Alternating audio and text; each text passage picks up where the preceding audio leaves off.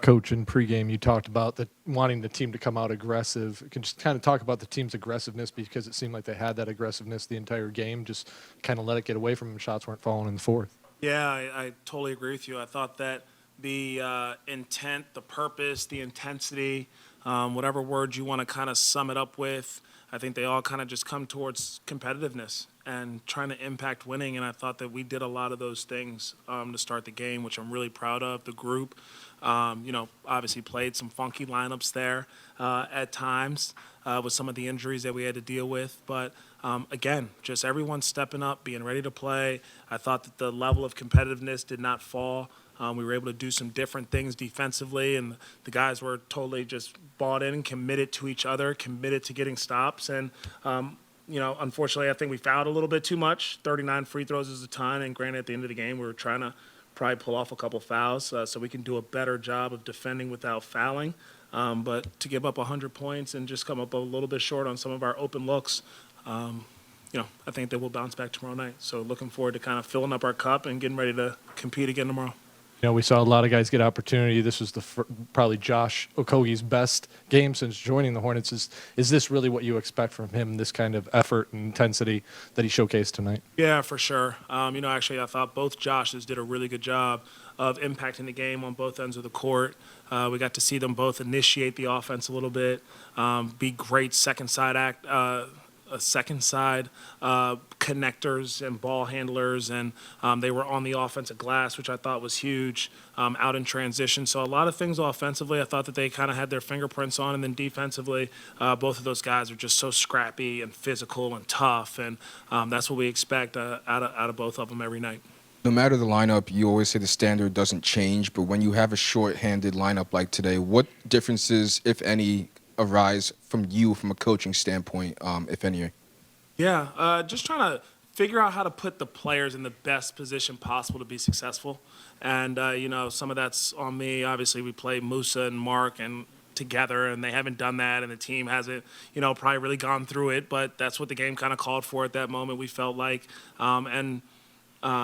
We thought that it could give us a little bit of a boost. And so trying to get those two guys to figure out how to play and flow was interesting, but it's part of our growth process.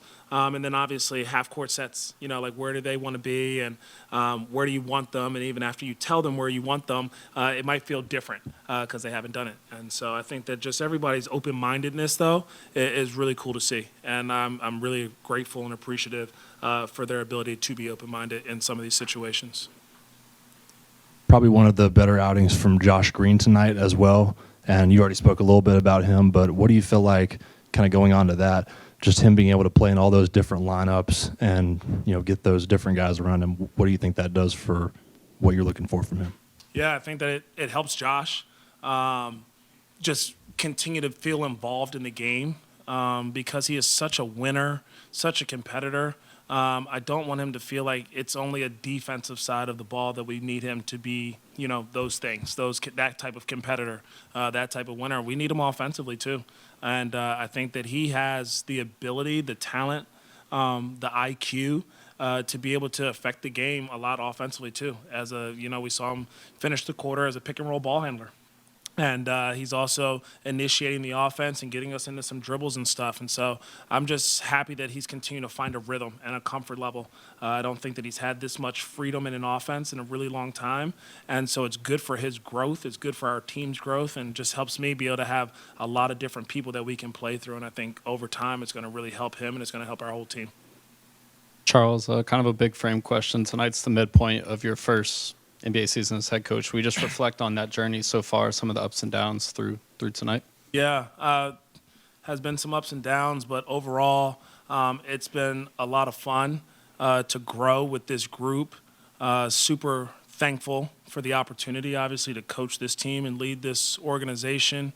But more importantly, I've just been so happy with the relationships that I've been able to build with the players and, trying to help them grow, I think, as people and as players. And to see that the level of competitiveness, togetherness, habits are changing, mindsets are changing. There's just been a lot of growth, I think, from a lot of people. And they've grown, but they're also helping me grow.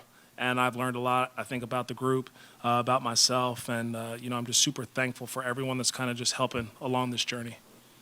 You've been asked about him a lot recently, but Nick Smith just continues to see his role grow as people are in and out of the lineup. 6 assists tonight, probably his best game playmaking in this recent stretch of games he's had. Can you talk a little about his passing and how he's done a good job finding teammates in recent games? Yeah, I think that some of that is obviously his individual work, trying to make it a little bit more of a point of emphasis because he is more than a scorer. Like, he's a player, and he's a great playmaker.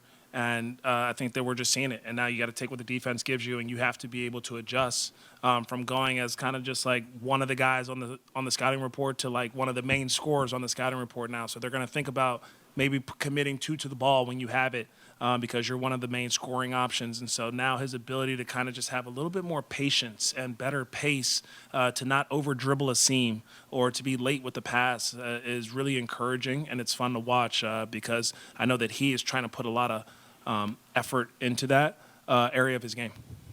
Rewinding back to media day when, you know, all the players were here, you kind of touched on how you wanted Mark to dominate. You wanted to see him kind of be that player. Can you just talk about the current state of centers in the NBA and see how he's going up against a guy like Donovan Clingan, then a guy like Vooch, and kind of how he's adjusting to all these different types of archetypes of centers in today's game?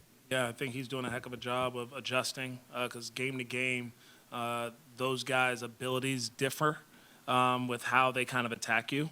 And so I think, number one, from a defensive standpoint, he's understanding, you know, Vucevic may be more of a shooting big, and, like, where is my level of separation from him when he has the ball or in a pick-and-roll situation? How am I closing out? What is my technique? Whereas a Clingan is probably more of a roller, and so now you want to stay beneath the roller, not let him get behind you. And then when he catches, his game's a little bit different than even Ayton would have been today. Ayton can hit the mid-range jumper, and Clingan's probably more right around the basket, and so you got to close the gap maybe if Ayton gets it so he doesn't get the jumper. So it's just good for him to continue to play all the different types of bigs, and I think that we're seeing, you know, he's had to take his medicine at times, but he's learning and he's growing. And I think I just continue to see him get better and better.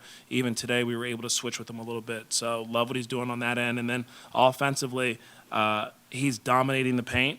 I think we've seen it over the last few games. And the exciting part for me is he can do more, and he will do more. And so he'll continue to be able to punish some of these switches early in transition. Can we get him a couple more magnet cuts where he has smalls on him? And so, like, I'm just very excited and encouraged for him to continue to play and grow. Thank you.